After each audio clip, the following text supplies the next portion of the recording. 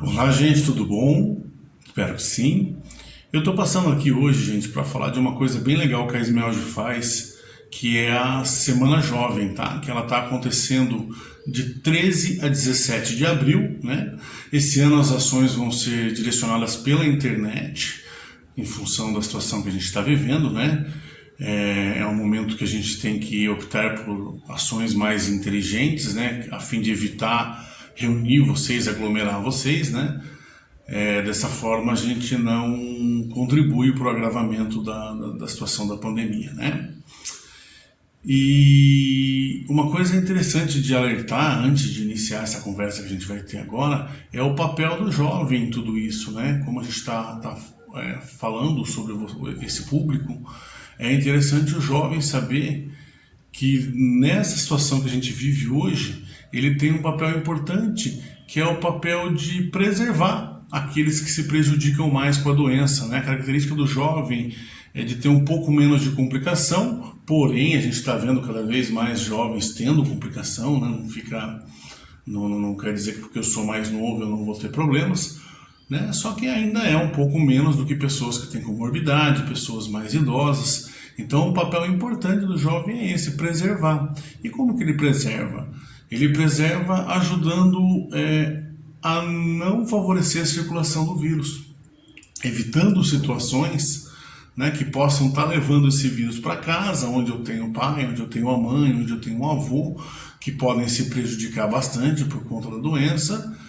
E mesmo que você não tenha, né, uma pessoa com mais tendência de risco do que você na tua casa, se você não tomar muitos cuidados e deixar com que, né, favorecer que a circulação do vírus aconteça, que você se contamine e contamine outros jovens que também não vão ter problema, essa circulação do vírus vai estar favorecendo para que ele crie mutações, né? E aí vai ficar cada vez mais difícil o controle da pandemia, né? Cada vez mais a situação normal que a gente vivia anterior à pandemia vai se distanciando de retornar. Então, o papel do jovem nesse momento é contribuir para isso, contribuir para que a situação não se agrave muito, né? E ele tem uma força importante. Espero que a gente tome decisões inteligentes, que vocês tomem decisões mais inteligentes para ajudar nesse momento, ok?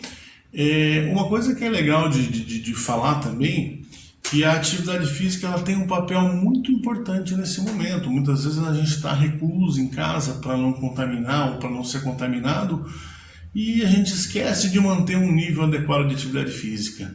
A gente tem que lembrar que a atividade física ela favorece um bom funcionamento do sistema imunológico, tá? A pessoa que é mais ativa, ela tem uma tendência de resposta imunológica melhor, o que favorece a não complicação por parte da Covid, ok? Então a gente não pode simplesmente abandonar a atividade física nesse momento, né? Algumas pessoas têm condição de estar fazendo em casa, outras não, né? Tem pessoas que têm uma estrutura melhor para continuar, para permanecer treinando em casa, outras pessoas não, tá? Nesse sentido, que a gente alerta que se você não consegue manter o treinamento em casa ou realizar um treinamento em casa, existem situações sim que a gente pode fazer fora de casa, mas eu tenho que tomar alguns cuidados, né? Eu tenho que optar por atividades onde eu não vou ter um grande risco de contágio, tá? As atividades de menor, que são classificadas como de baixo risco de contágio, são aquelas, primeiro, que eu consigo praticar individualmente, e eu não preciso utilizar nada que foi compartilhado com outra pessoa. Aí eu tenho a caminhada, aí eu tenho a corrida, aí eu tenho o ciclismo, né? Diversas outras. Eu vou falar um pouquinho da caminhada, que é uma atividade que está mais próximo da gente, né? Que a gente tem mais possibilidade de estar fazendo sem grande dificuldade, tá? E ela é uma excelente escolha para tirar a gente dessa situação de inatividade. A caminhada ela se trata de uma atividade bem segura, né? O risco de lesão na caminhada é muito baixo, o risco de contágio por a gente conseguir fazer ela de forma individual também é baixo.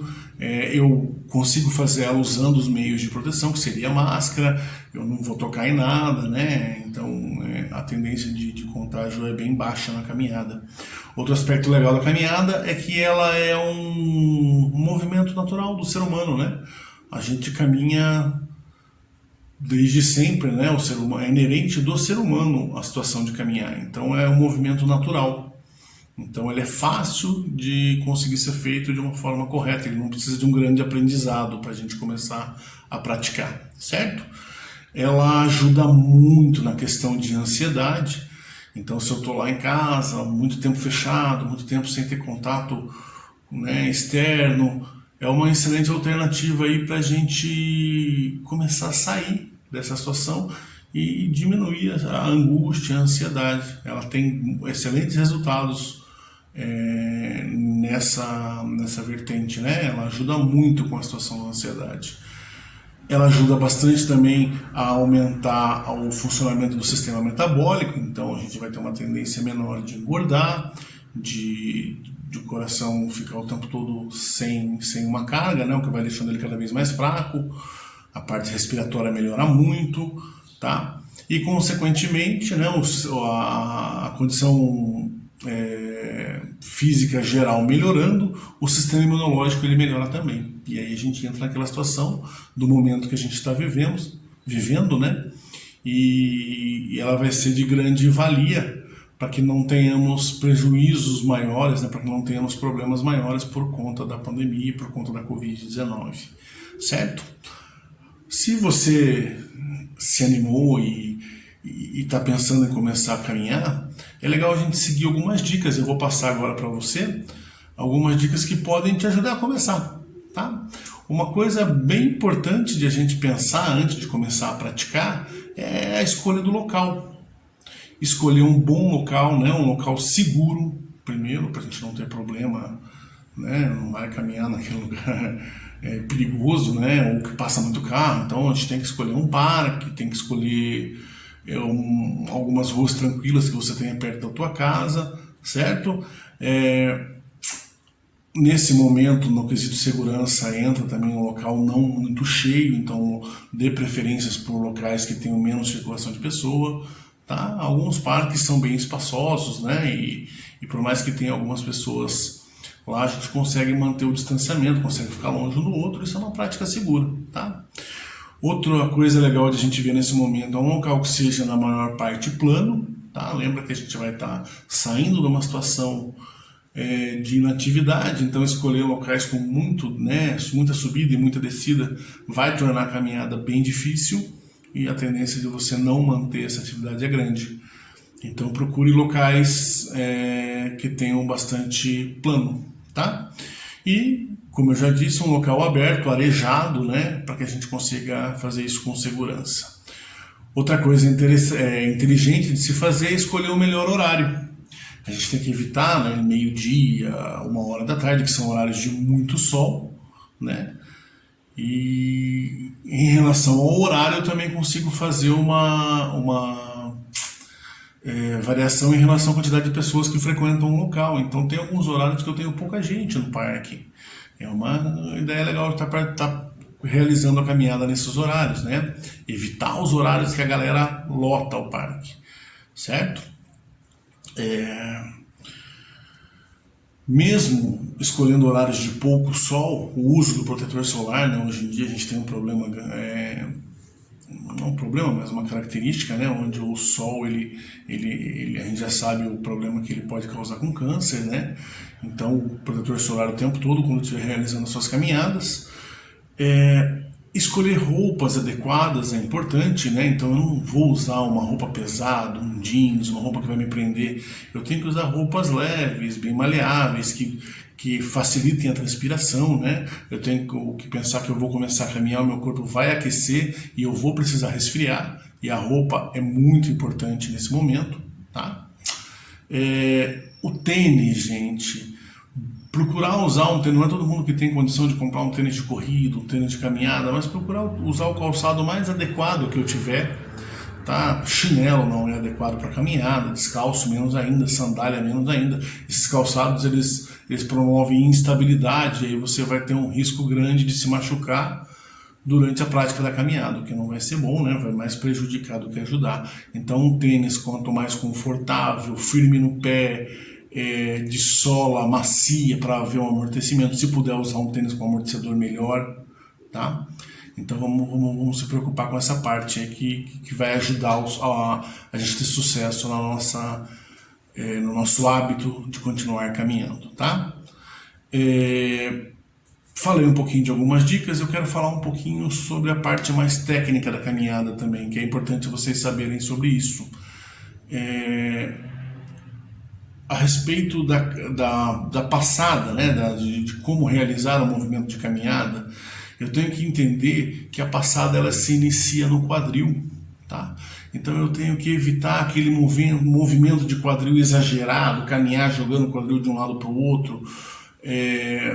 Né, o movimento da caminhada ele tem que ser estabilizado, ele tem que ser não como um robô travado, mas ele tem que ser, a postura tem que ser adequada, né? O tronco retinho, o quadril encaixado. Um quadril muito projetado para frente vai causar uma curvatura na coluna, lá embaixo da coluna, na parte lombar, que não vai ser legal, que vai trazer dor com o tempo. Um quadril ao contrário, muito para frente, vai fazer o meu ombro vir para frente, eu vou ficar caminhando parecendo um jeca, né? Então, assim, vai trazer dor aqui na região cervical com o tempo. Então, eu tenho que manter aquela postura, peito firme, costas firme, quadril encaixado, certo? Evitar movimentos exagerados de braço, tá? O movimento do braço no caminhar, ele serve para compensar o desequilíbrio que o corpo tem por projetar um pé à frente e um pé atrás. Então, como a passada tem que ser natural, o movimento do braço também tem que ser natural. Não adianta eu ficar lá parecendo que se eu mexo mais aqui, eu vou ter que rodar mais o quadril, eu vou ter que jogar o pé mais para um lado do que para o outro.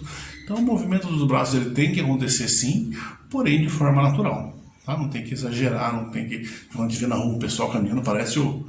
Né? Não sei o que ele parece, mas é estranho e não é nem um pouco benéfico para o corpo, isso nem para o exercício que ele está fazendo. Tá? A passada na caminhada, ela tem que ser longa, ela tem que ser grandona? Não necessariamente, tá? É óbvio que se eu tenho uma amplitude de passada maior, eu vou cumprir maiores distâncias, né, em um tempo menor. Só que eu não posso fazer nada que fuja a naturalidade do meu corpo. Então, um passo muito à frente, quando eu pôr o calcanhar lá na frente, você pensa bem, se o pé estiver projetado muito à frente do corpo, ele vai estar ocasionando um freio, ele não vai estar ajudando eu a continuar caminhando. Então, quanto mais perto da linha do tronco o passo iniciar, melhor, tá? Aí sim eu posso estender ele bastante lá atrás, mas também evitando uma pisada chapada, né? Então eu inicio o passo perto do tronco, iniciando levemente com o calcanhar e já transferindo o peso até a ponta do pé. E a hora que chegar na ponta do pé, eu também evito aquele empurrão desnecessário da ponta do pé, que isso vai fadigar a panturrilha, né?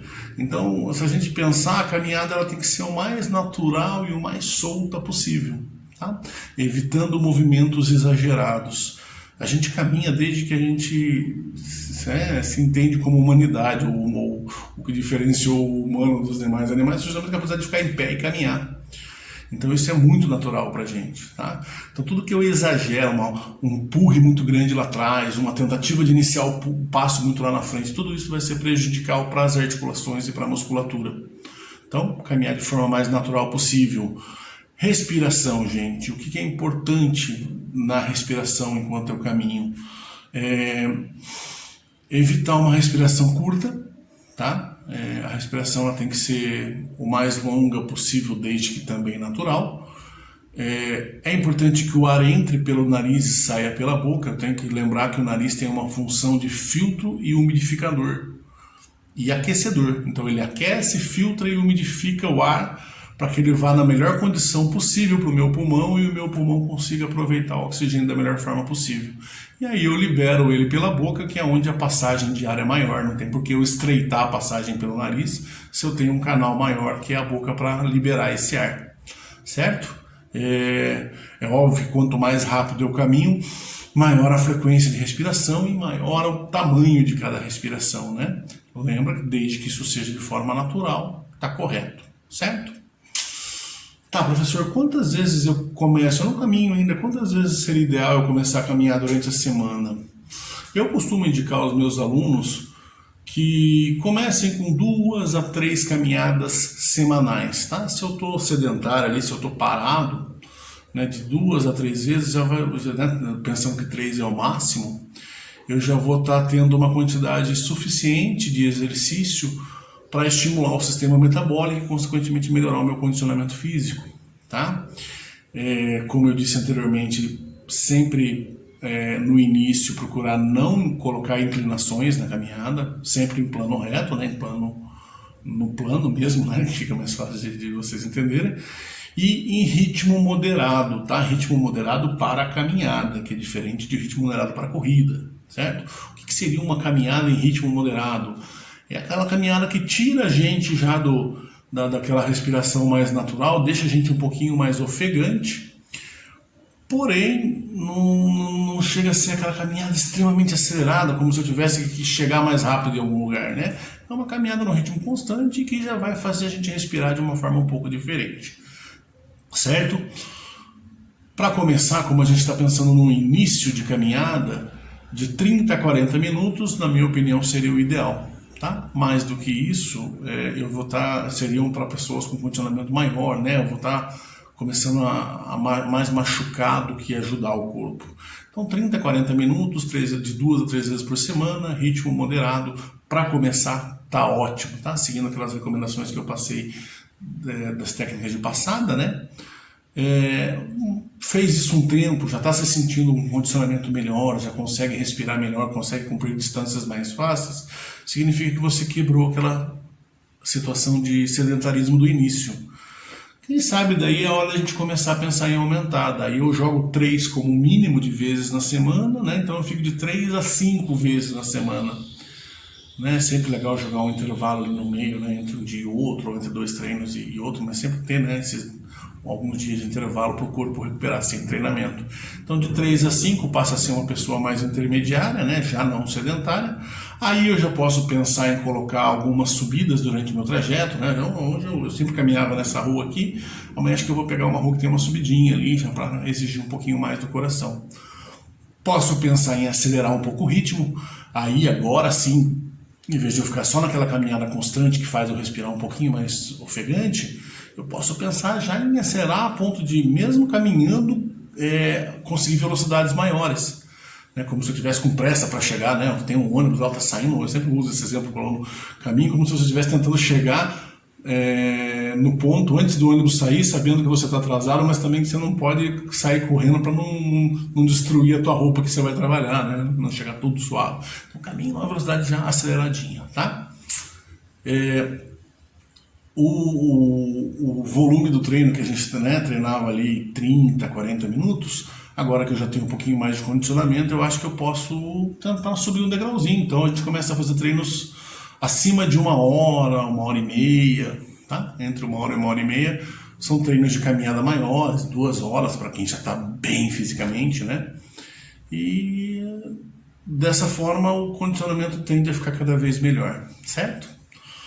Com o tempo, já está fazendo algum tempo de caminhada, vários meses, né? Bom, professor, comecei ali já faz uns 4, 5, 6 meses que eu estou fazendo o que você passou, já estou me sentindo super bem, o corpo está forte, eu não sinto dor na coluna, né? Dor é um negócio importante de se falar, gente. A gente não deve sentir dor.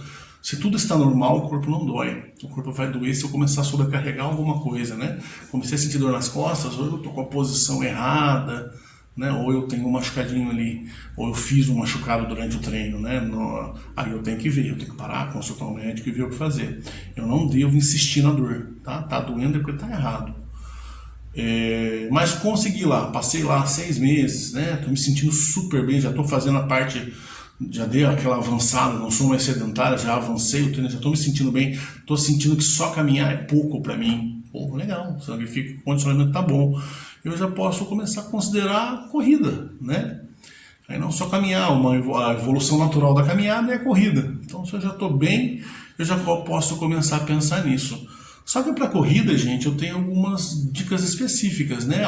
Muda alguma coisa em relação à caminhada, certo? Na questão da técnica, aquela questão do posicionamento de quadril, né? É o mesmo, não muda, tá? Então, assim, quadril encaixado, corpo retinho, naturalmente posicionado, porém reto, né? Evitar ombro para frente, ombro para trás, tá? Movimento dos braços também não deve ser exagerado, né? Você vê gente correndo que não tem, cara, braço do lado do corpo, fazendo um movimento para compensar a passada naturalmente, simplesmente para manter o corpo equilibrado, certo? O que aumenta? Por que eu começo a conseguir maiores velocidades na corrida? Porque eu vou ter uma tendência natural de fazer uma fase aérea maior, né? Eu vou dar passos mais longos, né? Eu vou ficar mais tempo no ar sem tocar o solo, certo? Nesse momento é muito mais importante eu não tocar o solo muito na frente do corpo. Lembra que eu falei que faz uma situação de frenagem do movimento? Na velocidade maior, essa frenagem vai ser mais prejudicial ainda, né? Então, o passo inicia sempre na mesma linha do tronco, né? Não à frente. Ele pode se estender um pouquinho mais atrás, mas eu não preciso fazer aquela força exagerada com a ponta do pé, né? Essa força exagerada com a ponta do pé vai realizar uma sobrecarga na panturrilha e a gente não quer isso, a gente quer que o movimento seja natural, tá? Evitar aquela pisada chapada no solo, né? Que eu venho com o pé, toco retinho no solo, sempre fazendo o deslocamento de peso, eu inicio no calcanhar e termino na ponta do pé. Tá? Evitar a extensão total do joelho, né? Na hora de começar o passo, o joelho esticadão não pode, um pouquinho flexionado é sempre legal, né? Para evitar qualquer sobrecarga no joelho. E a respiração, ela continua sendo ar entrando pelo nariz e saindo pela boca, só que agora a frequência respiratória vai ser maior. Eu tenho que respirar mais porque a exigência de oxigênio está sendo maior. Eu estou fazendo corridas, né? Apesar do corpo estar bem condicionado, então eu vou respirar mais profundamente e deixar o ar sair naturalmente, ok? Mas, por mais que seja maior o volume respiratório, ele ainda tem que ser confortável, tá, gente? Tudo que é extremamente desconfortável para o corpo, alguma coisa eu tô fazendo errado, certo? Quanto à frequência de treinamento para quem já começou a correr, eu acho que o ideal é começar a corrida também com 2 a 3 vezes na semana, né? Então, assim, se eu já estou fazendo caminhada quase que diariamente, eu posso substituir 2 desses treinos de caminhada por um pequeno treino de corrida. Ou eu posso colocar no meio do treino de caminhada pedaços de corrida, né? Eu faço ali, um exemplo só, né? Uns 10 minutos de caminhada e eu insiro 1 minutinho, 2 minutinhos de corrida. É uma maneira de eu iniciar o condicionamento para a corrida, tá? Eu posso, em vez de colocar no meio, fazer treinos específicos, como eu já disse, né? Então eu substituo alguns treinos de caminhada por treinos inteiros de corrida, óbvio, dentro do que você aguenta, né? Também iniciar a corrida em plano. Não é interessante eu começar a correr em planos inclinados, porque a sobrecarga vai ser maior tanto para a parte metabólica quanto para a parte estrutural do corpo. Então, retinho, né, para começar a correr. Começar a correr em ritmo moderado. Lembra que eu falei ritmo moderado de corrida é diferente de ritmo moderado de caminhada, né? Uma corridinha leve, né, uma corridinha fácil de fazer. Se eu já estou condicionado pela caminhada, a hora que eu começar aquela corridinha, ela tem que ser tranquila. Os treinos iniciais, o primeiro, o segundo mês, tem que ser sempre com corridinhas tranquilas. Corridinhas que eu execute com facilidade. E também não deixar o treino maior do que 30, 40 minutos. Certo? São treinos que já vão contribuir, né? Por exemplo, que eu parei de caminhar, estou correndo, então a exigência metabólica é muito maior. Tá? Estou algum tempo fazendo, já fiz ali 1, 2 meses dessa parte inicial da corrida, estou me sentindo bem, não tenho dor. Eu acho que a gente já pode aumentar um pouquinho a exigência em volume e intensidade de treinamento, né? Já posso aumentar um pouquinho o meu treino. Eu já aumentaria daí de 2 a 3 vezes para 3 a 5 vezes na semana. Então eu já estou há algum tempo fazendo um preparatório, eu vou para uma fase um pouquinho mais puxada, né? Eu já posso parar de fazer os treinamentos de caminhada, usar a caminhada aí só para aquele dia que você treinou muito pesado, precisa fazer um recuperativo no dia seguinte, não quer ficar sem treinar, mas também não está aguentando correr, eu faço o regenerativo, que a gente fala que é um treino mais leve. Vai fazer caminhada num plano reto, com algumas inclinações, é mais tranquilo do que correr. Então vai ajudar o corpo a se recuperar. Não adianta só também a gente exigir do corpo e não dar para ele o devido tempo de descanso, ele precisa, tá? Já posso incluir algumas inclinações, tem treinos específicos que eu posso fazer na subida, né? Treino de tiro na subida, trajetos com alguns momentos de subida ou trajetos inteiros na subida. Eu tenho que entender que quanto mais inclinado, mais difícil é, então eu tenho que ir encaixando essas coisas aos pouquinhos no treinamento, tá? Mas como já avançou na corrida, é hora de começar a pensar em mexer na inclinação também. E o ritmo, é óbvio, né? Eu parto de uma situação onde eu estava trabalhando num ritmo tranquilo de corrida e começo a usar velocidades um pouco maiores, né? Não precisa ser exageradamente. A gente está fazendo... O importante em treinamento, gente, é que tudo venha de forma escalonada. De que eu não comece a querer fazer o mais difícil do dia para a noite, que eu chegue até lá. Se a gente, né, traçar um plano, um planejamento para isso, melhorando com o tempo, a chance de sucesso ela é muito maior. Se eu tentar pular um degrau, né, daqui já vim para cá, a tendência de um resultado negativo é muito maior, tá? De uma lesão, e aí lesionou, são meses parado até recuperar, e aí o treinamento tudo por água abaixo, certo? Posso usar treinamentos com mais de 1 hora, eu não preciso me ater mais em treinamentos de 40, meia hora, já posso usar treinamentos grandão, né? Nossa, grandão ficou horrível. Treinamentos maiores, né? Correr por mais tempo, a gente tem atletas aí de maratona que treinam 1, 2, 3 horas seguidas, aí vai do condicionamento e do teu objetivo, tá?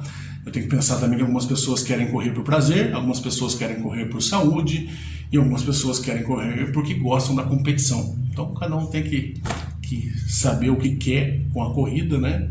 Para poder executar e aí, se for o caso, partir para um treinamento mais específico, né? Mais direcionado para cada objetivo, certo? O mais importante é que toda essa progressão seja feita sem dor, naturalmente, com conforto para o corpo. A atividade física tem que te trazer um bem-estar, não problemas, não dores, não lesões, certo? Se a gente for fazendo de forma bem pensada, aquilo que eu falei no começo, tomar decisões inteligentes, tá? Quanto a Covid, quanto ao nosso treinamento, é isso que faz a gente ter uma qualidade de vida maior aí, ok? E aí o conselho que eu posso dar para vocês, passando esse período de pandemia, assim que a gente estiver mais tranquilo, todo mundo vacinado, por que não pensar em corrida de rua, né? Curitiba é uma cidade que tem muita corrida de rua, gente. Comece a pensar nisso, o circuito de corrida de rua de Curitiba é bom, começa com provinhas pequenas de 5 km, 10 km, daqui a pouco você vai querer fazer provas maiores, quem sabe daqui a pouco estar participando de maratonas. Não digo que a gente precisa participar para vencer as maratonas, para conseguir bom tempo, mas pela ideia de praticar a corrida é muito gostoso participar desse tipo de prova. A vibe, né, a sensação desse tipo de situação é muito bacana. Terminar objetivos maiores é muito recompensador pra gente, ok? Então eu vou me despedindo agora, porque eu já fiz um vídeo bem longo, tá? Tá com quase meia hora de vídeo aí, tá parecendo uma live, né? Eu vou agradecer para quem conseguiu ficar até aqui, para quem chegou até aqui, e queria fazer um desafio de pegar essas orientações que eu passei aí e começar a caminhar, gravar um pedacinho dessa caminhada ou fazer fotografia, postar nas redes sociais usando a hashtag Semana Jovem Bairro Novo. Daí a gente vai saber aqui que você aproveitou todas essas orientações que eu passei, ok? Um abraço, espero que todos estejam bem, continuem bem e até a próxima.